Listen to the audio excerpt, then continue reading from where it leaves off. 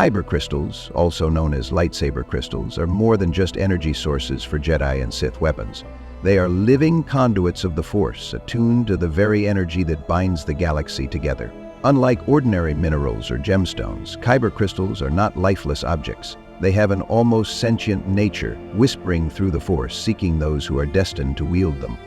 But what exactly are kyber crystals? Where do they come from? What makes them so powerful, and why are they the ultimate weapon of both the Jedi and Sith? Unlike any other material in the Star Wars galaxy, kyber crystals are believed to be semi-sentient, possessing a connection to the Force that allows them to resonate with those who are Force-sensitive. Kyber crystals do not randomly bond with anyone, they choose their wielder. Jedi must attune themselves to a kyber crystal through meditation, allowing the crystal to reflect their inner nature and alignment with the Force. Sith, on the other hand, cannot form a natural bond with kyber crystals. The dark side disrupts the crystal's natural harmony, forcing Sith to steal, corrupt, or manufacture their own. Some Jedi believe kyber crystals have a form of collective memory, able to retain knowledge and experiences, much like a holocron. This is why kyber crystals are unlike any other crystal in the galaxy. They are not merely rare minerals, but living fragments of the Force, capable of reacting to emotion, intent, and balance. Kyber crystals are incredibly rare, found only on a few sacred worlds throughout the galaxy. Some of the most well-known kyber-rich planets include Ilum, the most famous kyber crystal source, where Jedi younglings undertake the Gathering to retrieve their lightsaber crystals. Jedha, an ancient world deeply tied to the Force, where the Empire later stripped kyber crystals to power the Death Star. Lothal, a remote world where unique green and white kyber crystals have been discovered. Exegol, the Sith homeworld, rumored to hold massive, corrupted kyber crystals. Christopsis, a planet where crystal-based technology, including some kyber materials, has been found. Although kyber crystals are most abundant on these planets, there have been rare instances of kyber crystals forming naturally in other parts of the galaxy. These off-world kyber crystals are often much smaller and require Force-sensitive refinement to be used in lightsabers. A lightsaber is nothing without a kyber crystal. The crystal is the beating heart of the weapon, channeling the energy of the Force through the user. A kyber crystal works inside a lightsaber by absorbing energy and focusing it into a contained plasma blade. The crystal adapts to the Force presence of the user, making each lightsaber unique. The crystal alters its hue based on the wielder's connection to the Force. Unlike normal energy sources, kyber crystals amplify energy rather than depleting it. Jedi do not construct their lightsabers. Instead, they bond with their kyber crystal, and the Force guides the assembly process. This is why Jedi lightsabers are considered extensions of themselves, and why kyber crystals cannot be easily replaced. If a Jedi's kyber crystal is damaged or corrupted, their lightsaber becomes unstable, leading to erratic energy surges, something we see in Kylo Ren's cracked kyber crystal, which forces his lightsaber to emit an unstable, flame-like blade. Kyber crystals are one of the hardest known substances in the galaxy. While they are not indestructible, they are incredibly resistant to physical damage and cannot be cut, shattered, or reformed by conventional means.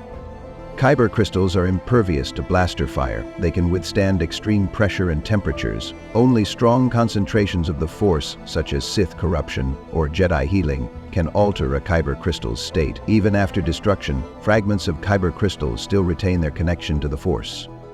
Many Jedi describe kyber crystals as singing through the Force, emitting a resonant energy that can be felt rather than heard. During the Gathering, Jedi younglings must meditate and listen for the song of the crystal calling to them. This connection is deeply personal, and no two Jedi experience it the same way. Some Jedi believe that kyber crystals whisper knowledge and wisdom, much like a Jedi holocron. The Sith hear only silence from kyber crystals, a sign of their rejection from the natural order of the Force. This phenomenon suggests that kyber crystals are more than just energy sources.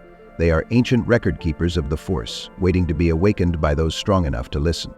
While lightsabers are the most well-known use of kyber crystals, they are not the only way they can be used. Kyber crystals have been harnessed for Force-enhanced meditation. Jedi use kyber crystals to focus and expand their minds. Ancient Jedi temples, some Jedi structures were built using kyber crystal-infused stone. Sith superweapons. The Sith used gigantic kyber crystals to power planet-killing war machines. The Death Star, the Empire stripped entire worlds of kyber crystals to create the most destructive weapon in history. This dual nature, both a sacred relic and a weapon of mass destruction, is what makes kyber crystals one of the most important elements of Star Wars lore. Kyber crystals are not just powerful gems, they are alive with the Force, capable of shaping the fate of Jedi, Sith, and entire civilizations. From the first Jedi who discovered their power to the Sith Lords who sought to corrupt them, kyber crystals have been at the center of every major war in Star Wars history. And yet their greatest secret remains unanswered. Do kyber crystals possess their own will? Can they truly think, feel, or even choose sides in the battle between light and dark?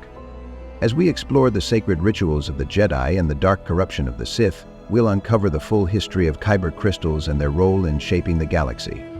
Types of kyber crystals and unique variants. While most kyber crystals were used for traditional Jedi and Sith lightsabers, there were many different types, each with unique properties and histories. Some were exceptionally rare, while others were artificially created or modified through the Force. These variants played a crucial role in shaping the history of lightsabers, Jedi lore, and Sith experiments. The most well-known kyber crystals were found on planets like Ilum and Jedha, but throughout history, unique crystals were discovered that offered different advantages in combat and connection to the Force. Some Jedi and Sith actively sought out these rare kyber crystals, believing they could give them an edge over their enemies. Among the most significant were the Adegon crystals, which were often mistaken for kyber crystals due to their appearance and Force sensitivity. While they were not as powerful as true kyber crystals, they were used in ancient times by Jedi who lacked access to kyber-rich worlds. Some of the first lightsabers in history were constructed using Adegon crystals, though over time they were largely replaced by true kyber crystals. One of the rarest and most mysterious was the Ghostfire crystal, known for its ability to create a nearly invisible blade. Jedi and Sith who wielded lightsabers powered by Ghostfire crystals could strike without warning, as their blade left behind only a faint shimmer in the air. This crystal was highly sought after by assassins and warriors who relied on stealth, though it was so rare that few ever encountered one. The Ba ingot was another unique crystal variant found on the irradiated world of Bar-Ab-Ai. Unlike standard kyber crystals, Ba ingots required intense heat to activate, and when used in a lightsaber they produced an extremely bright and hot blade that could burn with greater intensity than a normal saber. These crystals were difficult to control, and only the most skilled Jedi and Sith could wield them effectively. Perhaps one of the most infamous kyber variants was the Darksaber crystal, the power source behind the legendary Darksaber. Unlike any other known lightsaber, the Darksaber produced a black blade that absorbed light rather than emitting it. Originally created by Tari Vizsla, the first Mandalorian Jedi, the Darksaber became a symbol of power among the Mandalorian people. It passed through the hands of Sith, Jedi, and Mandalorian warlords, becoming one of the most feared weapons in galactic history. A different kind of non-traditional kyber crystal was the Krayt Dragon Pearl, an organic alternative to traditional kyber crystals. Formed inside the bodies of massive Krayt dragons on Tatooine, these pearls could be used to power a lightsaber. They produced a blade similar to a kyber crystal but carried a unique resonance in the Force, often granting their wielder an enhanced sensitivity to their surroundings. These pearls were extremely rare, as harvesting them required slaying a fully grown Krayt dragon, a nearly impossible feat. Sith Lords who struggled to acquire natural kyber crystals often turned to the use of synthetic crystals, which were artificially created in Sith forges. Unlike natural kyber crystals, these synthetic variants were produced through Sith alchemy and intense heat, often under extreme dark side influence. While these crystals were not as inherently powerful as natural kyber crystals, they could be tuned for greater cutting power and sometimes even generated unstable energy fields, making them unpredictable in battle.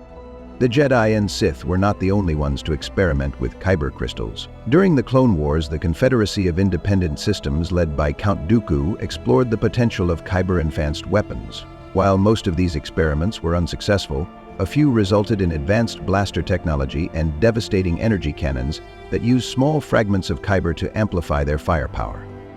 Among the most intriguing aspects of kyber crystals was their ability to be healed or corrupted. Jedi who recovered Sith kyber crystals sometimes attempted to restore them to their original state, purging them of their dark side corruption. This rare process turned the crystals pure white, as seen in Ahsoka Tano's dual white lightsabers. The opposite process, known as bleeding, involved a Sith corrupting a kyber crystal to turn it red, permanently altering its nature to reflect the wielder's hatred and dark side energy. There were also legends of kyber crystals that changed color depending on the wielder's emotional state or their alignment with the Force. Some of these were recorded in ancient Jedi texts, though few had been seen in modern history. One rumored example was a kyber crystal that flickered between red and blue, seemingly unable to settle on one side of the Force, suggesting that it had once belonged to a wielder who had struggled between light and dark. The variety of kyber crystals throughout history showed that they were not simply tools, but living elements of the Force capable of evolving, changing, and reacting to those who wielded them. Whether used by Jedi, Sith, or Mandalorian warriors, kyber crystals played a fundamental role in shaping the weapons and conflicts of the galaxy.